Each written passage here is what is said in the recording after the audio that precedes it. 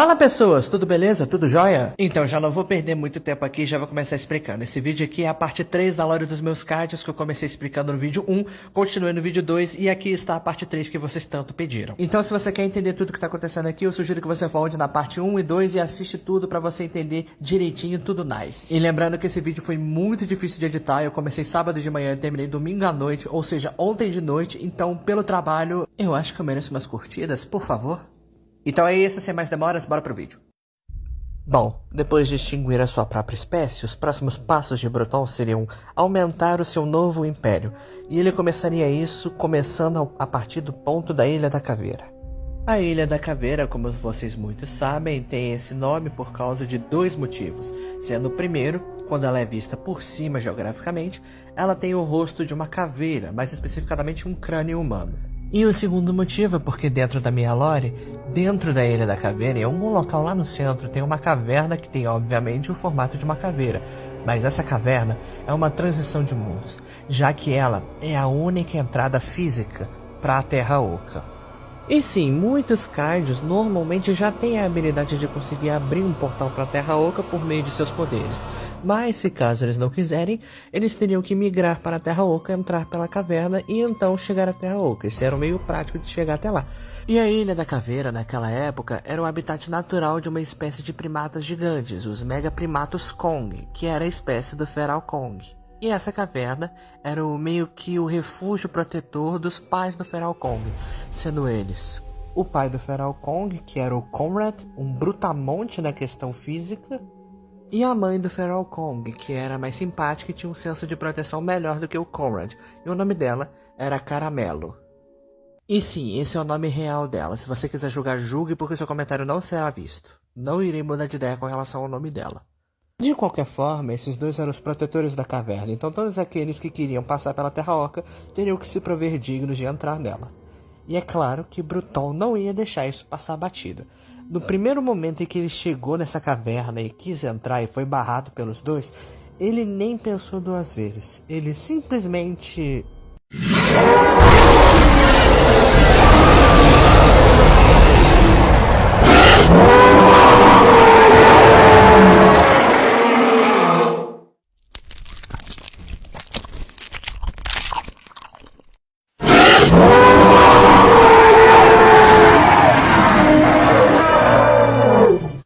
Os pais do Feral Kong estavam mortos, e agora mais um filhote havia perdido os pais.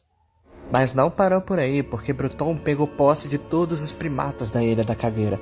Na verdade, todos aqueles que se opuseram a ele, o Bruton foi lá e matou sem dó nem piedade, como ele sempre fez. Mas os que se opuseram viraram mais um membro de seu exército de escravos, e tomaram partida para o núcleo da Terra Oca. E dentro da Terra Oca era uma bagunça de biomas, já que era uma fonte de radiação lá, começou a se misturar as coisas, e com as invasões dos monstros começou a se criar diversos biomas misturados.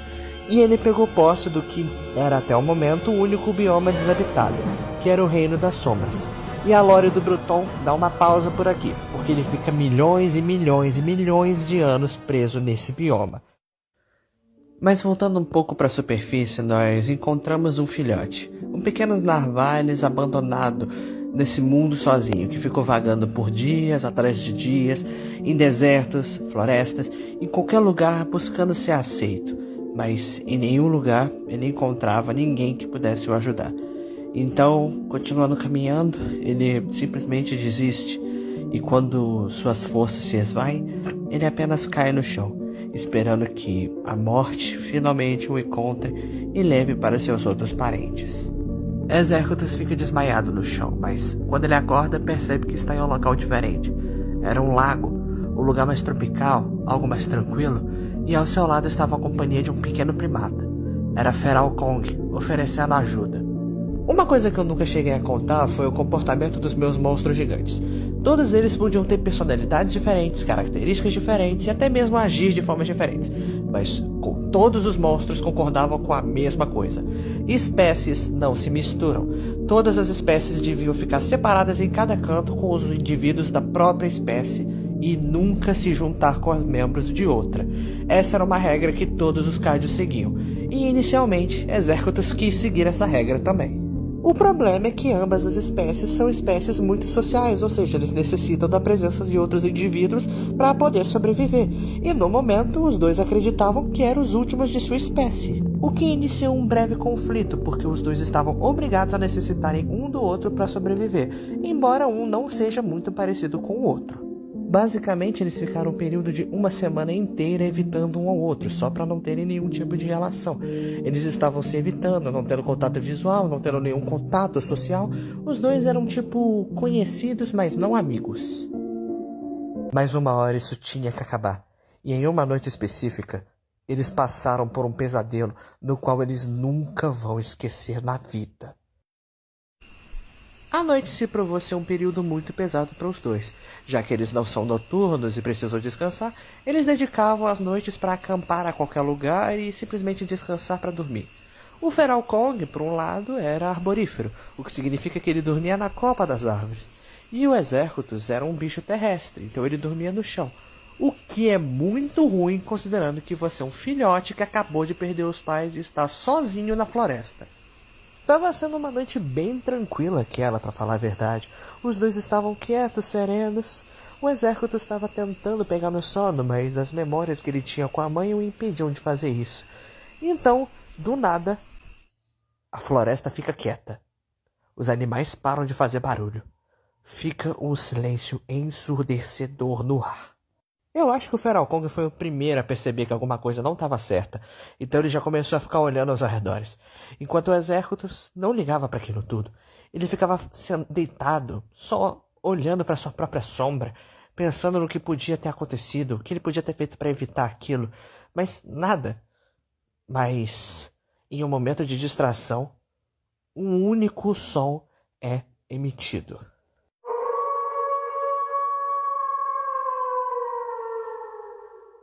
Alguma coisa nesse som não era normal.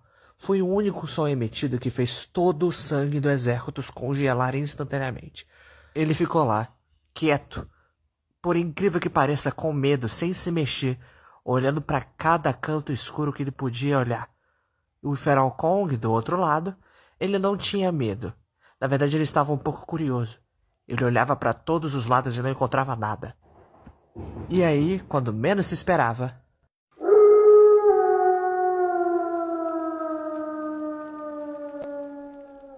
outro som foi emitido, só que esse tinha um volume maior, como se estivesse mais próximo. Foi aí que o Feral Kong compreendeu a situação. Meus amigos, quero lhes apresentar outro clássico vilão aqui. Esse é o Titanos Pavagada. Ele é um lobo, só que esquelético. Sua aparência foi descrita para ser completamente adaptada ao clima de terror. Ele é o segundo pior titã que eu criei. Claro, né? Depois do Brutor. Normalmente ele ataca suas presas de noite, mas ele pode atacar de dia também. É variado. E o motivo do Pavagada ser esse kaiju adaptado para o clima de terror é porque, basicamente, como ele tem essa aparência esquelética e os ossos dele à mostra, ele tá sempre com uma fome voraz. Ele só para quando come até os ossos de suas presas. E como ele é um lobo, ele é um predador voraz. Ele tá o tempo todo procurando uma presa, alguma coisa para saciar a sua fome. Ele não tem uma fome eterna, mas ele tem uma fome, tipo, meio impulsiva. Aquela sensação de que sempre pode comer mais. E naquele momento, o Pavagada foi privilegiado de um filhote de narvales, sozinho e indefeso. Não foi à toa que ele soltou 2 vezes o seu uivo. A habilidade do Pavagada é soltar um uivo que congela instantaneamente as suas presas. Não é à toa que só a sua presença é o suficiente para fazer a floresta inteira ficar em silêncio. O Feral Kong podia muito bem só ter deixado o exército ali e ir fugir, mas o senso moral dele não ia deixar um pequeno filhote indefeso morrer por um predador tão voraz. Então ele decidiu ficar para ajudar, mas mantendo uma distância tática de cima das árvores, já que o Pavagada não sobe árvores. Mas só matar e comer os filhotes não era o suficiente para ele. O Pavagada queria brincar com suas presas, deixar ele com medo primeiro, e só assim começar a sua chacina e o seu banquete. O Pavagada estava se escondendo no escuro, o que era fácil para ele, porque ele tinha uma pelagem preta e a luz da lua estava sendo coberta pelas árvores. Ele estava se esgueirando pelo escuro, se aproximando do exército, e no momento de fraqueza, o Feral Kong avistou o Pavagada. E no momento rápido, ele pegou um pedaço de madeira e tacou com toda a força em cima do Pavagada. Ele não gostou nem um pouco disso e rapidamente mordeu a cabeça do Exércitos e o arrastou a floresta adentro.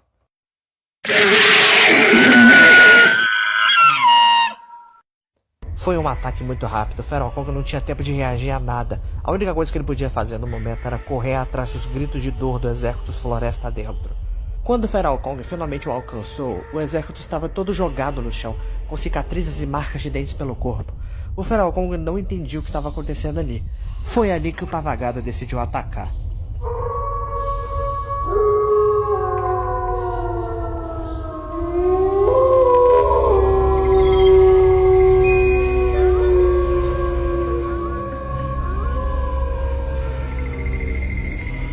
Foi uma sequência direta de uivos, um atrás do outro, suficientes para fazer o próprio Feral Kong paralisar de medo. E foi aquilo que ele queria. O Pavagada criou uma armadilha e o Feral Kong caiu exatamente onde ele queria.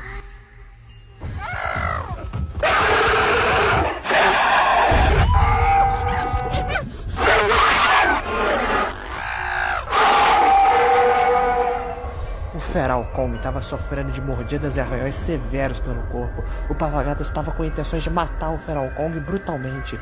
E o Exército, com medo, estava paralisado, só vendo seu amigo prestes a morrer. Mas com um suspiro de coragem, ele lembrou do que aconteceu com sua mãe e lembrou da exata posição onde ele se encontrava. Mas dessa vez, dessa única vez, ele não queria que outra pessoa morresse aos erros dele. Então ele tomou a única coragem que sobrava dele, levantou e tomou uma atitude.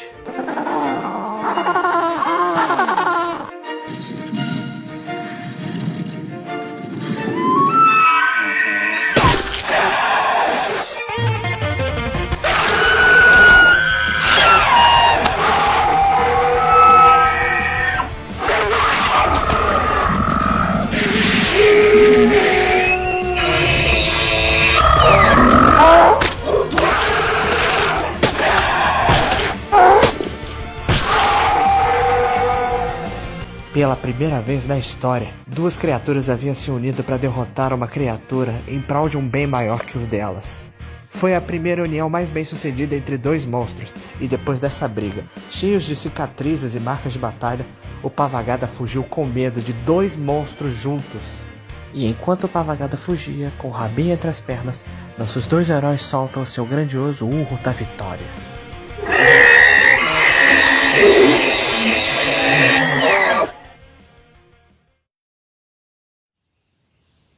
Na manhã seguinte, os dois acordaram mais próximos, praticamente incrédulos do que tinha acabado de acontecer. Eles tinham entrado em um sincronismo tão perfeito durante a batalha que começaram a perceber que eles têm mais coisas em comum além de estarem sozinhos. Eles começaram a ficarem próximos como se fossem irmãos, não de sangue, mas como se fossem irmãos de espírito. E embora eles estejam sozinhos e sem seus parentes, eles se provaram muito ágeis na questão de combate em dupla. E com essa proximidade, ali, eles fizeram a promessa de que enquanto eles não encontrarem um lugar seguro para viver, eles não iriam se separar. Então vale ressaltar uma coisa, que o tempo funciona diferente para os kaijus. Uma semana para nós equivale a dias para eles. Décadas para nós equivalem a anos para eles. E então é mais ou menos assim que funciona. Mas durante toda essa jornada, é claro que os eventos da Terra foram se seguindo. Por exemplo, o asteroide caiu na Terra e devastou toda a vida existente. Então a busca por um lugar melhor de vida começou a ficar um pouco mais difícil de se encontrar. E eles passaram muito tempo juntos procurando esse lugar, muito tempo se conhecendo, muito tempo juntos e nada desse lugar encontrar. Até que finalmente eles encontraram a única área do planeta onde o meteoro não tinha atingido totalmente a Terra. E ao invés de se separarem, os dois preferiram ficar ali cuidando um do outro como se fossem irmãos. E é a partir daqui que uma amizade começa a se fortalecer entre esses dois. Mas enquanto isso, do outro lado do planeta, enquanto a Pangeia estava sendo separada e os continentes estavam sendo formados, uma nova espécie foi sendo surgida, espécie essa que começaria a surgir com mais destaque dentro da lore. Mas o vídeo vai ficando por aqui, porque senão vai ficar muito longo, então, desculpa, vou ter que esperar a parte 4. Até mais!